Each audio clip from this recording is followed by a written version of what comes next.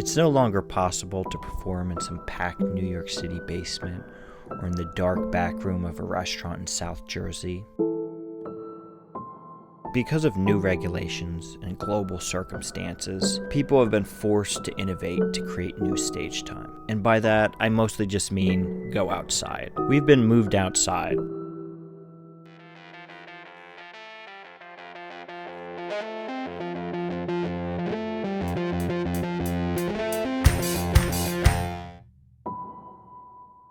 There is something so strange, so pure, and so terrifying about setting up a microphone in the middle of the field and just start talking. If people listen, they listen, and if they don't, they don't.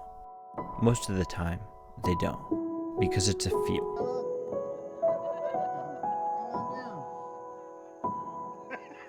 The birds, passing cars, joggers. A high school rowing team that was working out very loudly right next to us. What was great about this was the camaraderie, seeing all my friends again, even if not in the ideal circumstances. It was just a really good hang, and if the lockdown taught me anything, it's that I've come to rely on these types of hangs to stay healthy and happy.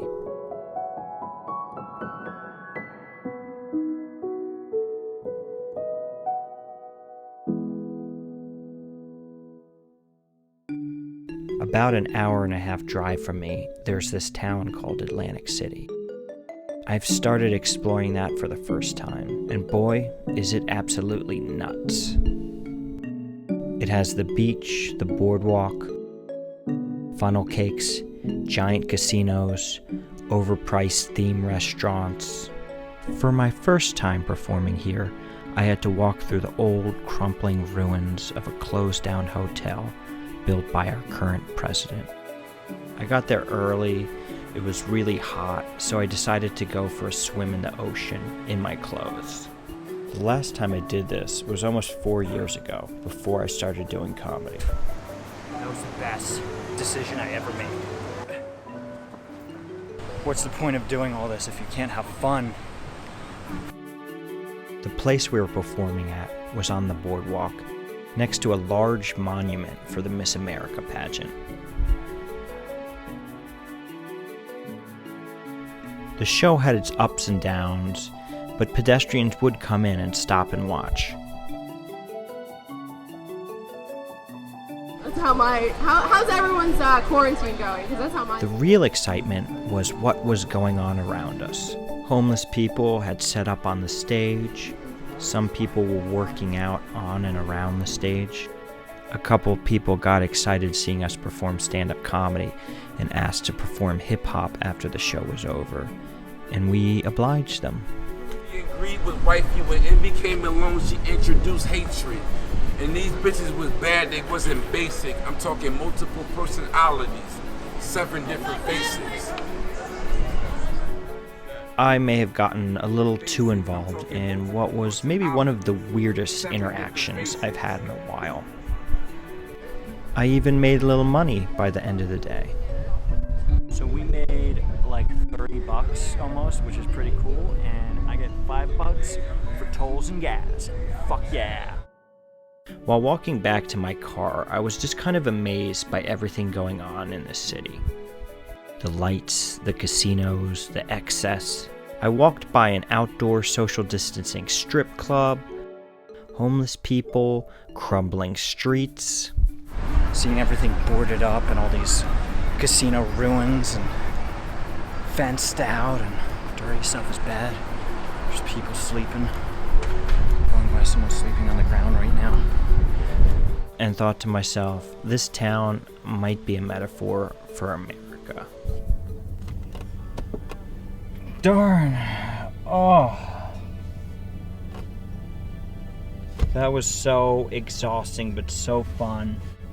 And hopefully we do this every week. That would be fucking awesome. I also performed at a birthday party in a very rich hippie's backyard.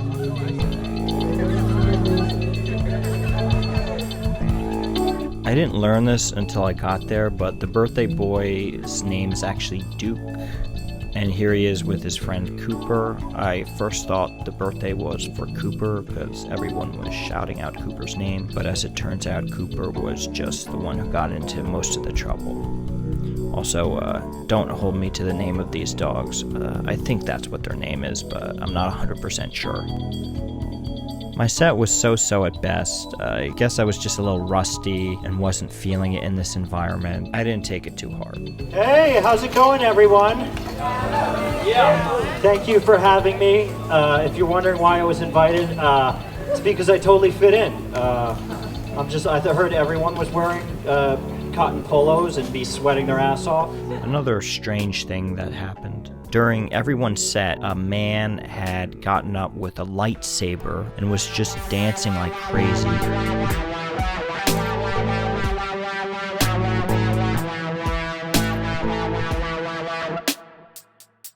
The party seemed fun. I kind of wish I knew people here, that I was invited to this party, but on the other hand, I also don't wish that.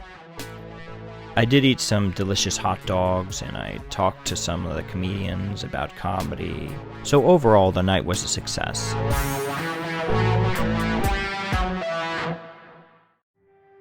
I am trying to figure out whether or not this open mic is happening. The weather was all so good today, and now it looks pretty cloudy and yucky, and the percentages of rains are going up. Also not good, it says severe thunderstorm watch.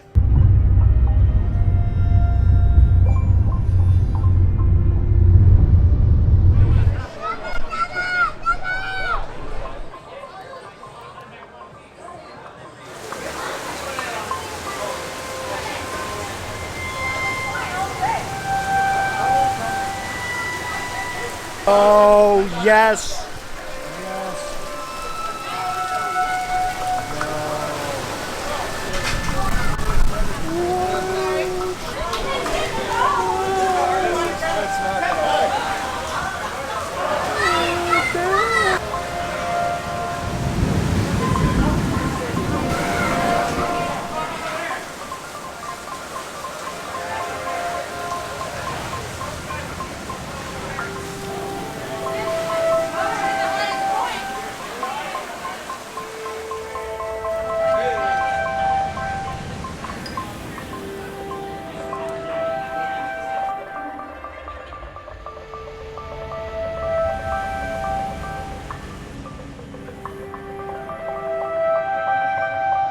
He's fantastic. He actually opened for Mark Norman, and he did come in all the way from Philadelphia to join us in this tent.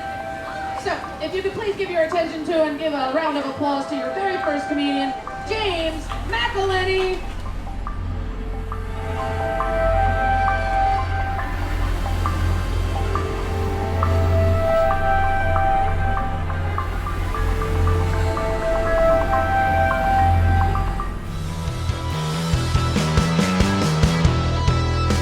When you do comedy outside, sometimes you get unconventional hecklers. This particular individual had been going off throughout the course of the whole night, and I was doing my best to ignore them. You know, he's like conspiracy theories, that kind of stuff. That's a big one. I finally had enough. I decided it was time to light them up. No, quiet. Some things you just can't control. What eats those birds? I want to make that sound. Don't pick a fight with a professional comedian. I'm smarter and funnier than you. This is what I do for a living, motherfucker. Good. Good. I don't know. Shotgun sound. As always, don't forget to like, subscribe, follow me on tour, and buy my latest special, The Ginger Fuck Hour.